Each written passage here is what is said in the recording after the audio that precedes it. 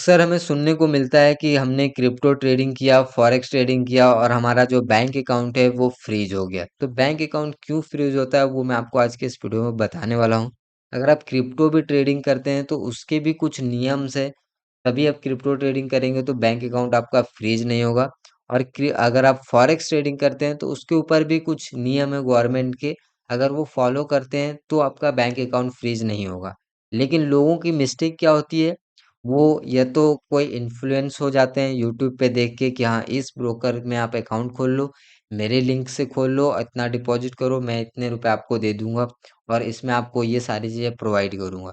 वो लोग लालच में आके सारे ऑप्शंस भी उनको दिखते हैं कि हाँ सब कुछ है। जैसे कि मैं आपको बता रहा हूँ, जैसे कि एक प्लेटफॉर्म है, मैं एक नहीं बहुत सारे ऐसे प्लेटफॉर्म है जिसमें सारे ऑप्शंस है।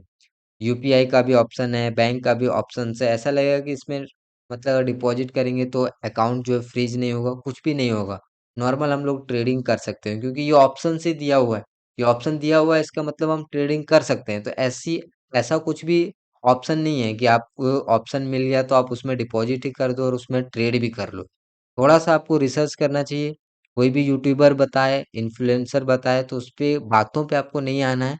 खुद भी आपको रिसर्च करना है। ऐसे नहीं कोई आपको बता दिया आप उस पे लग गए अकाउंट खोलने।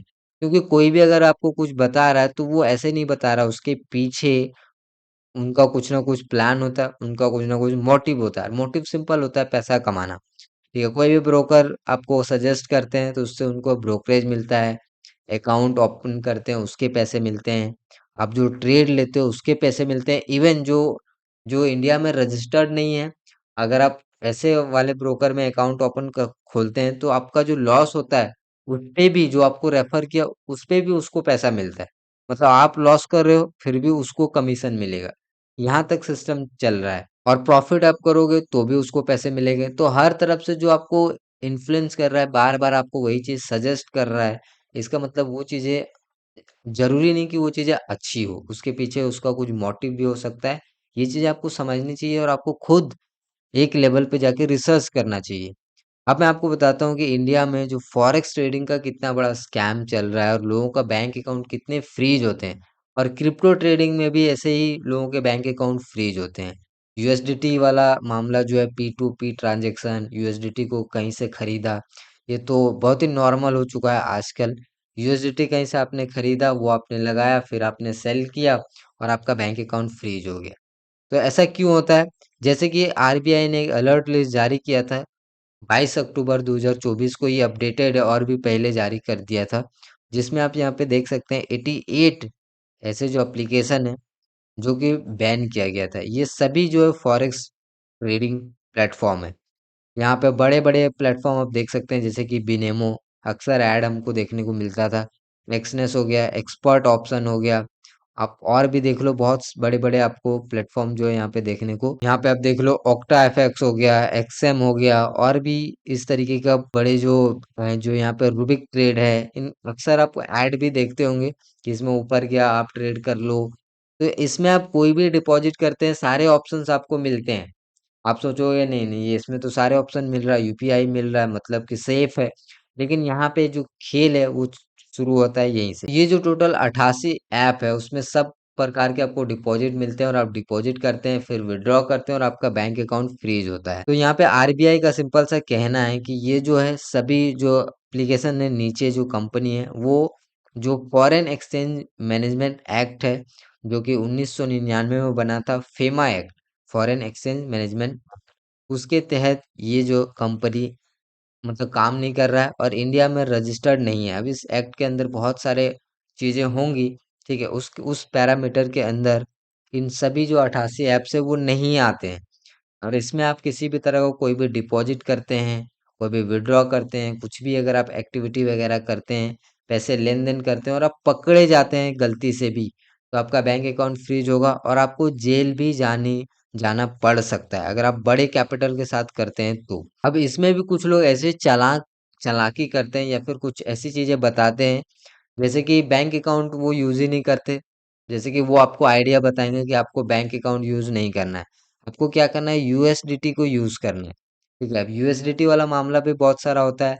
आपको पी टू पी ट्रांजेक्शन करना है, मतलब peer to peer transaction. Simple बोले तो पर्सन टू पर्सन ट्रांजेक्शन।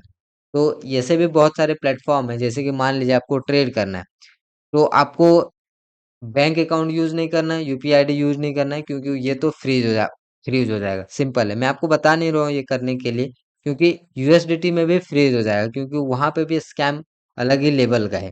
आपने किसी से यूएसडीटी बाय किया, मान लीजिए फॉर एग्जांपल आपको ट्रेड करना है कोई भी, आपने एक तो सबसे पहले आप इलीगल प्लेटफॉर्म पर ट्रेड करो, सबसे पहला मिस्टेक तो यही है। अगर कोई लीगल होता है, इंडिया में रजिस्टर्ड होता है, उसमें आप ये करते तो ठीक है, लेकिन सबसे पहला पॉइंट तो ये है कि आपका सबसे पहले कि आपने इलीगल प्लेटफॉर्म पे आपने रजिस्टर किया, केवाईसी किया, सबसे मिस्टेक। दूसरा, आपने जब यूएसडीटी के थ्रू आप बैंक अकाउंट के लिए स्किप कर दिया, अब यूएसडीटी आप बाय करोगे, यूएसडीटी आप मान लीजिए फॉर एग्जांपल कोई भी ऐप से बाय करोगे यूएसडीटी। अब यूएसडीटी बाय करने के लिए आप इंडियन रुपीस तो दो, मतलब आप देंगे, पैसा तो आपको लगेगा। अब जो मान लीजिए आपको आईएनआर आप दिए और यूएसडीटी आपको इधर से मिल रहा है। अब जो ये यूएसडीटी बाय किया हुआ है, ठीक है, वो उसके पास जो पैसा है उसने जो बाय किया, वो अक्सर जो फ्रॉडस्टर ही निकलते हैं, मतलब फ्रॉड करने वाला ही लोग यूएसडीटी को बाय करके रखते हैं। नॉर्मल आदमी जैसे कि हम और आप यूएसडीटी थोड़ी ना बाय करके रखेंगे, आप तो मतलब कि जो यूएसडीटी है उसको बेच के क्या, मतलब उसको खत्म करेंगे। लेकिन जो स्कैमर होते हैं ना, वो क्या करते हैं, किसी से फ्रॉड करते हैं। अब फ्रॉड करने के 50 तरीके हैं, स्कैम करते हैं और उस पैसे से यूएसडीटी खरीद लेते हैं। अब यूएसडीटी खरीदते हैं तो जो गवर्नमेंट, जो हमारा जो गवर्नमेंट है, वो बैंक अकाउंट तक ही सीमित है। अब यूएसडीटी क्रिप्टो करेंसी, उसको गवर्नमेंट कुछ नहीं कर सकती, क्योंकि वो इंडिया में मतलब रेगुलेटेड नहीं है, इंडिया में उसको गवर्नमेंट नहीं मानती है। तो जो फ्रॉड कर लिया, मान लीजिए कोई फ्रॉडस्टर है, जैसे कि मान लीजिए कोई राम नाम का आदमी है जो कि इंडिया में रहता है, और ये क्या किया कि किसी भी तरीके से जो है यहाँ पे फ्रॉड कर लिया 2 लाख रुपए का। 2 लाख रुपए का फ्रॉड कर लिया, अब ये 2 लाख रुपए रखेगा, तो कभी ना कभी इन रखेगा वो इन बैंक अकाउंट में, तो कोई ना कोई इसको कंप्लेन कर देगा, तो आपका बैंक, इसका बैंक अकाउंट फ्रीज हो जाएगा, तो ये इस पैसे को ये यूज ही नहीं कर पाएगा। तो ये क्या करता है, ये जो राम है, वो क्या करेगा, वो उस पैसे से यूएसडीटी बाय कर लेगा। अब ये सारा पैसा यूएसडीटी बाय कर लिया, तो ये सेफ है, ये बिल्कुल सेफ है। अब इंडियन गवर्नमेंट जो है, इसका बैंक अकाउंट में पैसे है नहीं, यूएसडीटी को वो कुछ कर नहीं सकती। तो अब क्या करेगा, अब हम और आप जैसे ट्रेडिंग करने जाएंगे, और आप सोचेंगे कि नहीं, यहाँ बैंक अकाउंट से जो बैंक अकाउंट फ्रीज हो जाएगा, तो बैंक को यूज नहीं करेंगे, तो हम एक काम करते हैं, यूएसडीटी बाय कर लेते हैं। अब यूएसडीटी बाय करेंगे तो ये लोग क्या करेंगे, ये लोग आपको मिलेंगे। आप तो जो अपना कमाई है, आईएनआर जो रुपए है, वो आप रियल जो आप खुद कमाए हैं वो पैसा आप देंगे। लेकिन ये जो आपको यूएसडीटी देगा, वो आपका जो वो जो देगा, वो फ्रॉड का पैसे से यूएसडीटी खरीदा है। तो ऐसे में आपको जो यूएसडीटी मिला है, वो सिर्फ और सिर्फ एक जो स्कैम किया हुआ पैसा है, उससे आपको यूएसडीटी मिला हुआ है। और जब आप सेम यूएसडीटी को बेचने जाओगे, तो वो भी सेम उसी तरीके से ट्रांजेक्शन होगा, जो आप यूएसडी देंगे तो आपको को आईएनआर देगा। तो जो आईएनआर आपको प्रोवाइड करेगा इंस्टेंटली, तो वो भी एक स्कैम किया हुआ अक्सर मिलता है। आप देखिए, हमेशा मिलेगा ये जरूरी नहीं है, लेकिन ज्यादातर ऐसे ही होते हैं। जो फ्रॉड वाले पैसे होते हैं, वो भी इसी तरीके के लेन देन करते हैं, ताकि वो सेफ रहे, उनको गवर्नमेंट मतलब ना पकड़ पाए, साइबर सेल उनको ना पकड़ पाए, और जो आम जनता है वो बेचारी फंस जाती है, हम और आप जैसे लोग फंस जाते हैं अक्सर। तो आपको जब भी यूएसडीटी, आप मान लीजिए प्रॉफिट आपने कमा लिया, तो जो भी आपका यूएसडीटी आप सोचोगे चलो इसको बेच देते हैं, जो भी पैसे है वो बैंक अकाउंट में आ जाएगा, तो सेम आप यही प्रोसेस करोगे। आप यूएसडीटी को लेके जाओगे और आप सोचोगे कि मैं आईएनआर में कन्वर्ट करा लूं। अब आईएनआर में आप कन्वर्ट कराएंगे, तो जो भी आपको आईएनआर देगा, थोड़ा सा ज्यादा आईएनआर दे देगा। आप खुश हो जाओगे, आपको लगेगा कि यार ज्यादा ही मिल रहा है रेट से, तो क्या ही जाता है, इसी को दे देते हैं। और वो आपको आईएनआर देगा, और वो फ्रॉड का पैसा होगा। तो सबसे पहले जो फ्रॉडस्टर होता है, वो कंप्लेन करने के लिए सिंपल है, साइबर सेल में लोग कंप्लेन करते हैं। आप साइबर सेल में कंप्लेन, जो व्यक्ति जिसके साथ फ्रॉड हुआ होगा वो कंप्लेन करेगा। अब वो कंप्लेन करेगा, तो वो पैसा तो निकल चुका है, अब निकल चुका है तो पता चलेगा कि वो आपके बैंक खाते में गया है, और आपका खाता फ्रीज हो जाएगा। ऐसे जो है बैंक खाता फ्री, आप जहां जहां भेजोगे उन सभी का भी बैंक अकाउंट फ्रीज हो जाएगा। और ये कहा जाता है कि जो लेयर वन, और जो लेयर वन तो सबसे पहले ये होगा, आप लेयर टू में रहोगे। और लेयर टू जो है और भी ज्यादा खतरनाक होता है, क्योंकि यहाँ पे आप डायरेक्टली, ये होता है कि आप डायरेक्टली जो स्कैमर के साथ इन्वॉल्व हो, ऐसा माना जाता है लेयर टू का। और लेयर 3 4 5 6 रहता है तो ठीक है कि आपने पैसा किसी और को सेंड किया तो उसमें अनफ्रीज होने के भी चांसेस होते हैं, लेकिन ऐसे मामले में बहुत कम चांसेस होते हैं। तो इसमें बहुत ज़्यादा इन्वेस्टिगेशन होगा, फिर आपका बैंक अकाउंट वगैरह फ्रीज होंगे, अनफ्रीज होगा, इसकी भी कोई भी गारंटी नहीं है। तो इसमें आपको करना क्या है कि सबसे पहले आपको फॉरेक्स ट्रेडिंग करना है, तो सेबी रजिस्टर्ड ब्रोकर के साथ ही आपको करना है। अब सेबी रजिस्टर्ड ब्रोकर कौन कौन है? सेबी रजिस्टर्ड ब्रोकर आप सर्च करेंगे तो आपको मिल जाएगा, जैसे कि ज़ीरोधा है, एंजल वन है, अपस्टॉक्स है, ये सभी क्या सेबी रजिस्टर्ड ब्रोकर है। अब उसमें एक चीज़ क्या है कि जो फॉरेक्स ट्रेडिंग करने के लिए जो पेयर है वो बहुत कम है, जैसे कि यूएसडीटी आईएनआर ये एक पेयर है, फिर यूरो आईएनआर ये एक पेयर है, जेपीवाई आईएनआर, तो इस तरीके के कुछ 4 पेयर 5 पेयर मिलते हैं जिस पे आप ट्रेड कर सकते हैं और बाकी कोई भी पेयर नहीं मिलता है। तो सबसे पहले तो आपको कोई भी जो यहाँ पे आपको 88 जो एप्लीकेशंस है या फिर 88 जो कंपनी, उसमें तो आपको भूल के भी आपको बैंक अकाउंट ऐड नहीं करना है, ना ही को डिपॉजिट करना है, ना ही ट्रांजेक्शन करना है। अकाउंट बना लिया अच्छी बात है, आपने बना लिया तो ठीक है, कोई बात नहीं, लेकिन आपको कोई भी डिपॉजिट विड्रॉल वगैरह एक्टिविटी नहीं करने हैं। बहुत सारे लोगों को ये भी मतलब कि क्यूरी रहता है कि क्रिप्टो ट्रेडिंग किया तो भी बैंक अकाउंट फ्रीज हो गया।